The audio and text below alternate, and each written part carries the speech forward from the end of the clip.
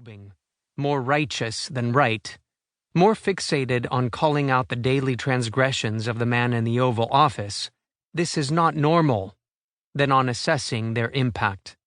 They are illuminating in part because they reflect some of the same blind spots, resentments, and failures of imagination that gave us the Trump presidency itself, and that are likely to outlast it.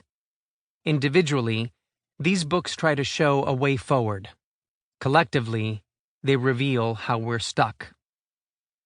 Among the president's opponents, the response to Trump was born in disdain for his campaign, aversion toward his supporters, shock at his victory, and revulsion against his policies. Essay anthologies quickly sprouted, with activists, novelists, and politicians wallowing in their election night woes and calling for resistance to the new order. When expletives and all caps crowd out discernment, and when high-mindedness veers into dogmatism, the resistance lit can be among the least inspiring subgenres of this era. On the right, Trump deepened a breach between opportunists and absolutists. The former offer books pandering to their new leader, ignoring or reveling in his more sordid traits and undemocratic impulses, captive minds seeking to retrofit Trumpism into something approaching a coherent ideology. The latter, meanwhile, publish hardcover breakup letters to their party and movement, without realizing that sometimes, when the love is gone, it really is you and not them. Scribes and sociologists descended upon every small-town diner and rusted factory between the coasts, hoping to divine the mind of the white working-class Trump voter, seeking to adjudicate which shorthand motivation, whether economic deprivation or racial prejudice, explains the enduring devotion of Trump's base. The least convincing of these works insist on one answer alone. The most vivid are those that show how the two impulses can be intertwined, because people are human and humans are complicated, and how, rather than pushing voters toward a particular candidate, such feelings can leave them believing that politics has no place for them at all. From the Academy, packed bookshelves emerged to warn that Trump was killing off the American experiment, with the precise cause of death determined by each writer's expertise. Political scientists warned of the death of democracy.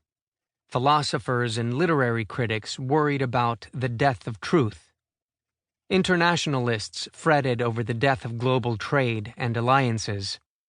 Historians, meanwhile, shook their heads and explained to anyone who would listen that we'd all been here before. Donald Trump may not read many books. Actually, I'm looking at a book. I'm reading a book. I'm trying to get started, he replied in 2017 when a Fox News host asked him about his reading habits. But he understands their cultural and political allure. He has published more than a dozen books, and he launched his campaign in 2015 declaring that we need a leader that wrote The Art of the Deal. That 1987 memoir, whose true writer has since expressed regret for his role, is as much a part of Trump's image as The Apprentice or Trump Tower. Maybe more.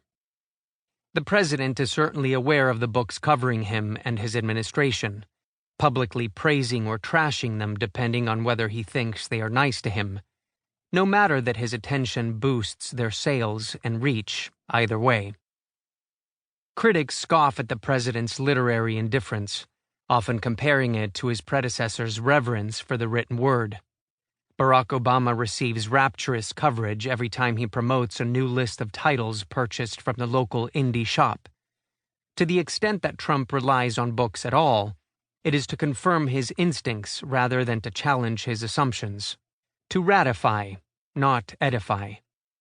In 2015, for instance, his initial campaign remarks insulting Mexican immigrants may have been partially inspired by Ann Coulter's Adios, America, the left's plan to turn our country into a third-world hellhole, which the candidate had hailed as a great read just 3 weeks earlier. Yes, I would be delighted if our president read more books, even more so if they were good ones. To keep listening to this audiobook, I've left you a link in the description so you can do it, at no cost thanks to Audible's 30-day free trial.